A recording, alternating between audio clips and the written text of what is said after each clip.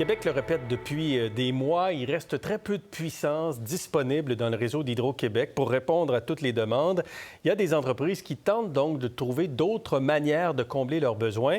Et c'est le cas de Rio Tinto qui veut développer un parc éolien au Saguenay-Lac-Saint-Jean pour augmenter ses ressources en énergie.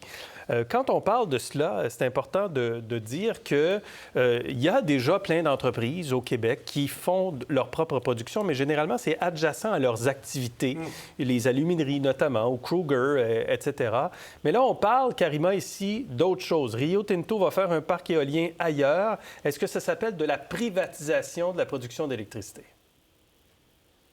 Bien, tout est une question, j'allais dire, d'ampleur, en fait. Puis c'est ça qui peut inquiéter parce que, oui, on le sait, Hydro-Québec, c'est vraiment c'est une richesse collective. On sait aussi que ça rapporte de l'argent, bien sûr, pour tous les citoyens, finalement, pour le gouvernement, pour avoir une marge de manœuvre pour agir. Alors, on peut se poser la question aussi pour ces entreprises. Oui, d'un côté, pour elles, ça facilite un peu leur travail et tout ça, leur mission, mais on est dans un objectif de profit. On n'est pas dans un objectif de bien commun. Puis moi, je me méfie un peu d'un retour en arrière aussi. Hein. Il y a eu toute cette belle période, ce foisonnement de cette nationalisation de l'électricité. Est-ce qu'on va retourner en arrière ou finalement les ressources naturelles vont finalement, bien, ce sont des entreprises privées qui vont vraiment s'approprier ces ressources-là. Donc, il y a quand même des enjeux écologiques aussi à ce chapitre et il y a un enjeu de bien commun. Ouais. Je pense qu'on ne peut pas faire non plus n'importe quoi. OK. Jacques, qu'est-ce que vous en pensez, Jacques? Oui, bien, il ne faudrait pas, par la porte de derrière, privatiser. Et le syndicat des travailleurs d'Hydro-Québec a raison de lever le drapeau. Alors, je vais le citer tout de suite, puis vous allez commenter. C'est Patrick Gloutenay, le président du SCFP Québec, qui dit « La CAQ nous parle. Écoutons-la. Ils nous disent haut et fort que la production d'énergie n'est plus la chasse gardée de la société d'État. La privatisation de la production d'électricité au Québec est une réalité et les conséquences sur l'ensemble des citoyennes et des citoyens du Québec seront inexorables. » Voilà. Alors, moi, il y a une vingtaine d'années, quand on s'est mis à parler du développement du parc éolien, c'était M. Arquin qui était ministre de l'Énergie à l'époque du gouvernement de M. Charest. J'avais participé à un forum où nous, on avait plaidé comme organisation syndicale, tout comme Normand Mousseau ce matin, qui l'a bien expliqué là, dans une entrevue à RDI, qu'il fallait qu'Hydro-Québec s'occupe du développement du parc éolien pour s'assurer justement que c'est pas le privé qui le ferait par la porte de derrière. Moi, je vais vous dire que Rio Tinto, dans sa propre cour, utilise ses propres sources d'énergie, ça ne me pose pas de problème. Mais à partir du moment où on occupe un espace public, là, parce que c'est dans des territoires qui ne sont pas nécessairement adjacents à Rio Tinto, là, ça veut dire qu'on prend la place éventuellement de Hydro-Québec qui voudrait développer de l'éolien. Donc, moi, ça m'inquiète, comme une concurrence qui s'installe. Ben, absolument, absolument. Et ces éoliennes-là, ils ne fonctionnent pas tout le temps. Hein? Donc, ça veut dire que quand ils ne fonctionnent pas, c'est Hydro qui fournit à moindre coût, avec des tarifs préférentiels. Puis quand il va y avoir des surplus, ils vont nous le vendre à quel coût? Alors, il y a quelques... Moi, je parlais d'un chantier sur le logement tantôt. On devrait avoir un chantier sur l'énergie. Parce que M. Sabia, M. Fitzgibbon, ils savent très bien ce qu'ils font. Antoine? Est-ce que c'est le début de la privatisation de l'électricité au Québec que de permettre ça? D'abord, à la question, va-t-il y avoir une privatisation d'Hydro-Québec? C'est non. D'ailleurs, le premier ministre a été interpellé sur la question. Je pense que dans l'esprit de bien des gens, quand ils entendent privatisation, ils pensent à résidentiel. Hein? Hydro-Québec alimente le résidentiel, le commercial, l'industriel. Il n'y aura pas de privatisation, je n'y crois pas.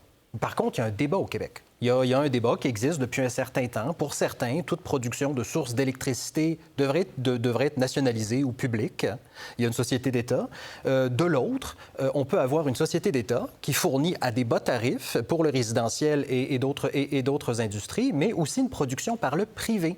D'ailleurs, le ministre Fitzgibbon l'a dit, le premier ministre, Hydro-Québec ne suffira pas à la demande. Quand on parle de projets de transition verte... parce qu'on donne beaucoup de projets, puis on veut beaucoup de projets. On veut beaucoup de projets. Et c'est le plan du gouvernement d'accepter beaucoup de projets. Mais qu'est-ce qui empêche le gouvernement là, de développer l'éolien? Mais moi, je vois pas... Pourquoi Hydro-Québec ne développerait pas l'éolien, là? Bien, il pourrait très bien développer, mais pourquoi le privé ne le développerait pas? La question, c'est pas tant l'hydroélectricité est un bien commun ou d'autres formes de production d'électricité sont un bien commun, mais le privé pourrait produire, puis on pourrait imposer un cadre réglementaire qui permettrait de redistribuer une partie de l'énergie. Je vois pas a priori pourquoi il faudrait se braquer et se dire, attention, si au Saguenay-Lac-Saint-Jean, Rio Tinto produit dans un parc éolien une partie de son électricité, il faut un cadre réglementaire et puis on pourrait éventuellement penser à une forme de redistribution de l'électricité. Il y a 30 ans au Québec, le système de santé fonctionnait, le système d'éducation fonctionnait, Hydro-Québec fonctionnait. Là, il reste Hydro-Québec qui fonctionne. On peut-tu préserver ce potentiel-là, cette capacité-là collective que nous avons en misant sur Hydro-Québec? Alors, Karima? Oui. Non, moi, je pense que c'est très, très important de garder notre autonomie, justement, énergétique. C'est vraiment fondamental. On le voit dans des pays en Europe, quand ils ont décidé, finalement, de délester un petit peu tout ça. Quand il arrive des événements à l'international où, finalement, vous êtes dépendant de l'énergie, que ce soit du privé ou d'autres pays, ça a des conséquences sur le portefeuille des citoyens. Donc, je pense qu'il faut faire attention. Il y a aussi une question, on pourrait faire pour la réglementation. Je pense que ça va de soi que ça prend une réglementation. On ne peut pas faire n'importe quoi. Et les éoliennes, il faut faire attention aussi. Hein. Les éoliennes, c'est pas la panacée.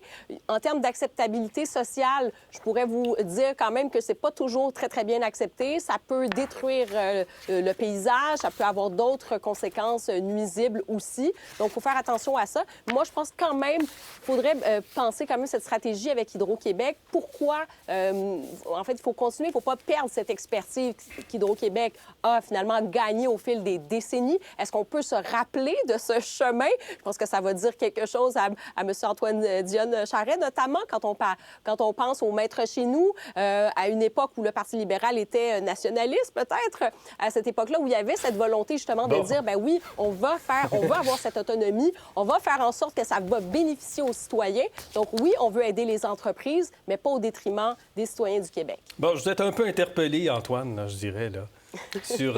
Parce que Hydro-Québec, c'est René Lévesque, c'est Jean Lesage, c'est Adélard Godbout qui a créé Hydro-Québec aussi, c'est le Parti libéral du Québec. C'est fondamental dans l'enrichissement du Québec. La question, ce n'est pas de privatiser Hydro-Québec. Ça, c'est hors de question.